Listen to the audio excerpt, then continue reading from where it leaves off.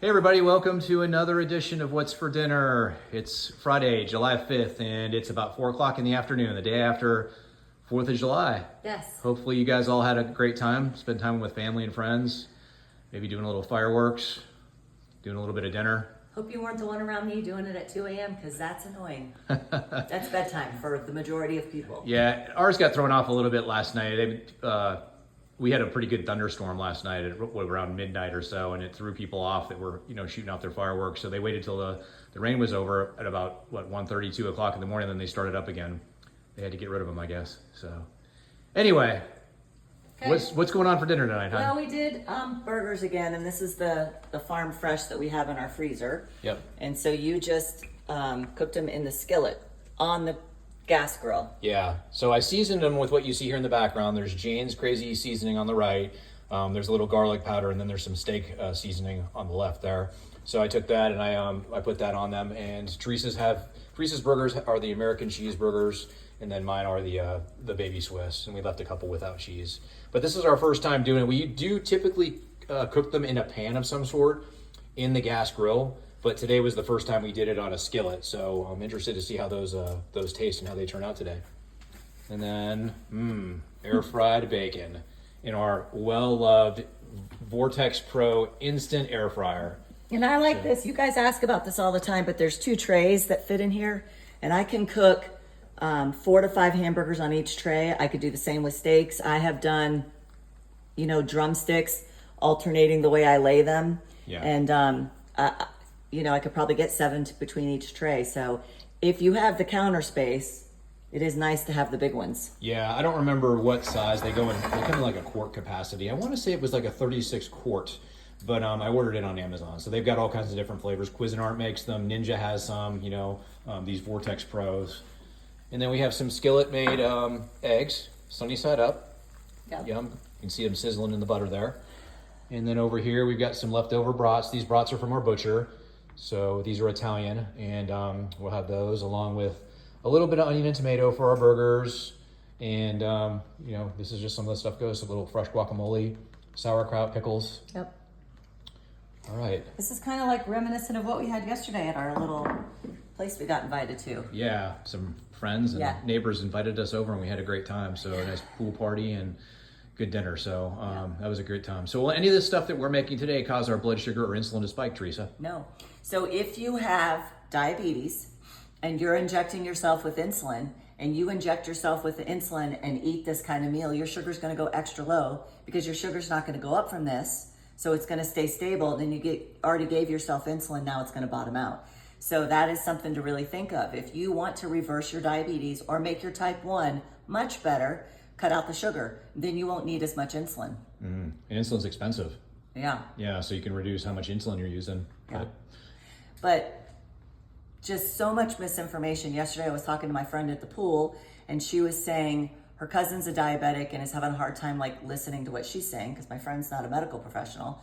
But not that sometimes that helps, because when people's addiction is so strong, they don't want to listen to anyone. But her endocrinologist told her she can only have protein two times a week.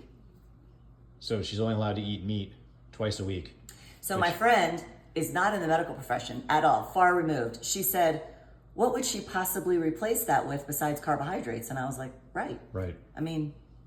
And here's the deal, is that your body is, if you need protein and you're not consuming protein, so this is actually a great segue into what we were going to talk about tonight.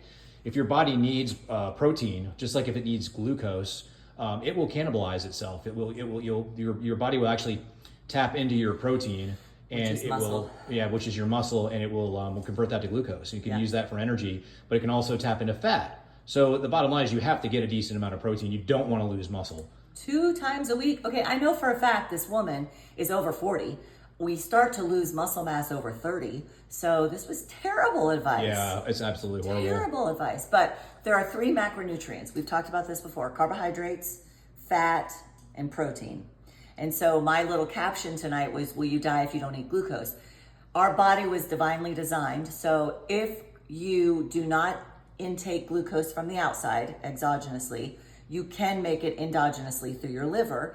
Gluconeogenesis supplies your body with glucose if you need it. So you don't have to take in Like some of this meat we're going to eat tonight will turn to glucose, okay? But you have to eat protein to get amino acids. You can't build that on your own. And you have to eat fat to get fatty acids. You cannot build that on your own. So I had a type 1 patient on Tuesday, and they started keto for a very short time, and someone told her you can't do keto because you'll die without glucose. You have to have glucose. Yeah, your body's perfectly capable of doing that on its own though. Right. Yeah. And the amount people are eating sugar. Yeah. A little bit more than what they need. Yeah. Like your latte from Starbucks is enough sugar to last you for probably 10 to 14 days. To put that in context, the extra glucose that you don't need is being stored on your hips, on your triceps, on your booty, all around your body. That's all extra glucose your body did not need. So the insulin picked it up and shoved it right into your fat cells. Insulin is a fat storage hormone. The end.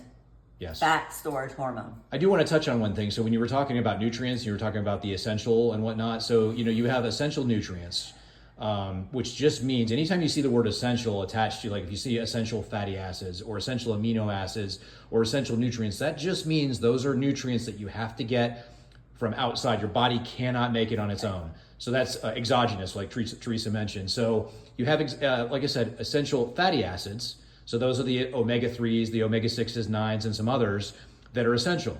You have the the essential amino acids. So those are the ones, there's 8 essential amino acids that your body can't produce on its own. So you have to take those from foods you eat. And there's some nutrients that your body can't make on its own either. But what's interesting is carbohydrates and glucose are nowhere in there.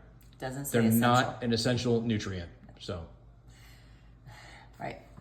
I mean, there's so many stories that I hear every single day. It's hard to take. Yeah. It's hard to take. It is, talk about misinformation.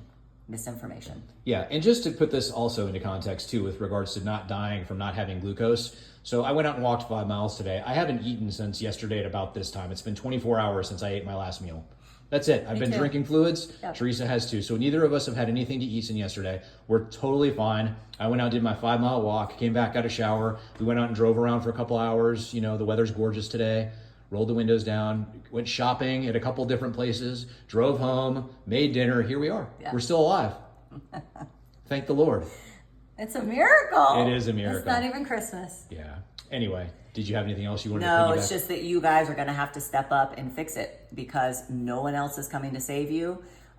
We have a savior, but you know what I'm saying? Like no one's coming to save you from diabetes or these pills and all these other things. You have to make the choice. And the hardest part is starting, and if you don't have a support system. But you still have to do it because your life depends on it. Yeah, it does. You can't wait. Now is the best time. So don't keep putting it off. Find a way to get started. Yes. So anyway, well, if that's all you got, we'll go ahead and sign off. That's all I got. Tell us what you're all having for dinner. Yes. Share with us any questions, comments you have with us. And we love you all, and God bless. And we'll see you next time. Bye. Bye.